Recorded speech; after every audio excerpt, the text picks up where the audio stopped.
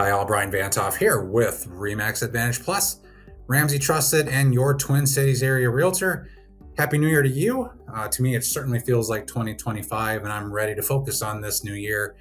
2024 was good, but I'm thinking 2025 is going to be even better for everyone. Whatever your real estate goals this year, I'd love to be part of them. Love to have a conversation with you about them. Whether you're buying, selling, staying put, remodeling, renting, downsizing, decluttering, I'm here to be your resource to help you make good decisions for you this year when it comes to your housing situation. I'm here to provide you with honest feedback on what I think about the market and how to strategize for your housing needs. Now, as I've said here numerous times in the past, I'm here to be a critic and critical about your housing situation, and that can be good information or sometimes hard to hear information for many people. I'd love to talk soon.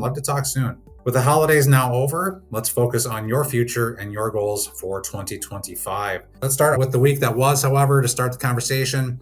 Again, this is for previously owned homes within the 50-mile radius of downtown Minneapolis in Minnesota. We had just 184 new listings in the past 7 days. That's down 11 from the week that included Christmas Day. 27 of that group of new listings sold in the first week. We have 111 coming soon listings on the market, which is up 30 listings from last week. We saw 316 listings go from active to pending and 393 from pending to sold. On the inventory side of things, we have 3,311 available homes on the market, which is 366 fewer than last week, but 13% more than last year.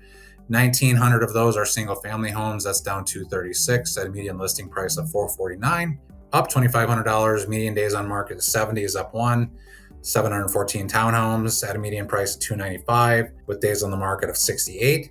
697 condos, down 52 at a median price of $197. That's unchanged. Median days on market is 98, up 1. Last year, we actually had more single-family homes on the market, 1,949 versus 1,900 than today, with a median listing price last year, $417.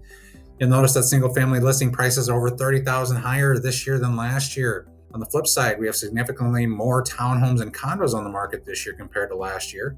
For townhouses, we have 714 on the market this year compared to 482 last year, and median listing prices that are down $5,000 this year compared to last year. For condos, we have 197 more on the market this year than last year, and a median listing price that is more than 12% lower this year than last year. Single-family home sales continue to be strong with low inventory and steady price increases, whereas townhomes and condos are not seeing the same strength, with condos in particular taking a pretty significant hit. There are numerous reasons condos are taking the hit that they are. First and foremost, the very significant rise in association fees over the past couple of years has had really a material impact on condo values. Additionally, some of those people who would be condo buyers are seeing the rise of newer, amenity-rich apartment complex and going that route instead of buying a condo. With the changing inventory price and days on market differences between single family townhomes and condos, it's interesting to see the divergence in values and interest between the three. My experience has always been that they generally have moved more closely in tandem with one another, but the single family home market is definitely the winner when it comes to high interest levels and pricing right now. Realtor.com has an interesting article from September, which is in the notes below,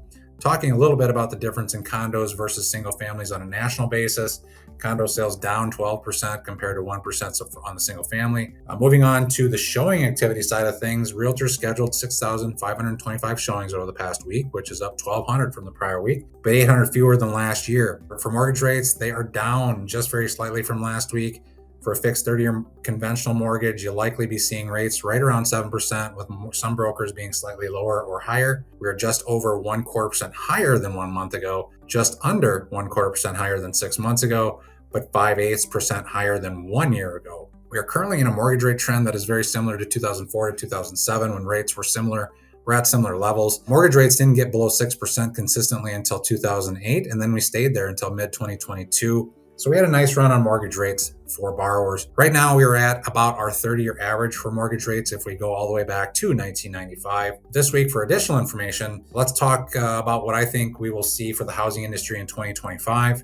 We're at an interesting time in U.S. history. It might be a time where we are very similar to the early 1980s. I was just a kid in the 1980s growing up in rural Minnesota, so I was not really paying attention to anything other than my little farming community and doing things kids did. But historically, We can look back at a time when the country was coming out of the 1970s with deep divisions from Vietnam earlier in the decade to go along with recessionary pressures at the end of the decade. To tame inflation at the time, interest rates were pushed upwards. Some of you may have heard the back in my day stories or comments from your grandparents about how their mortgage rates in the early 80s were 15% or higher, but they still bought real estate. They still own homes. They still took loans to buy property. The peak mortgage rates were 18% in 1981, but even with those higher mortgage rates, there was no major residential real estate mortgage crash in the 1980s. By 1986, mortgage rates had dropped by over 1/3, and by 1990, by almost a half from the highs in 1981. My view on the current mortgage market is that we are somewhere close to the higher end of what we will see for the mortgage rates for the remainder of this decade, and that we should see mortgage rates consistently under 6% by 2026, but 2025 will likely see rates above 6% for most, if not all, of the year. I don't think the higher rates are going to have an impact on property values. I predict a steady climb in prices in 2025, and overall sales are going to be up 10 to 15% from what we saw in 2024. Again, compare this with the early 1980s. Start of 81, there's 2.9 million home sales in the US. When rates rose significantly in the early part of the decade, sales dropped to 1.9 million sales, then started climbing back up. By early 1984, home sales volumes were right back up there at 2.9 million, even though mortgage rates had come down only slightly. The real estate market was steady and continue to rise throughout the decade. If we look at the most recent period in real estate sales, our high over the past decade was 6.85 million annualized sales in October of 2020. As of September 1, 2024, we had annualized sales of 3.47 million homes.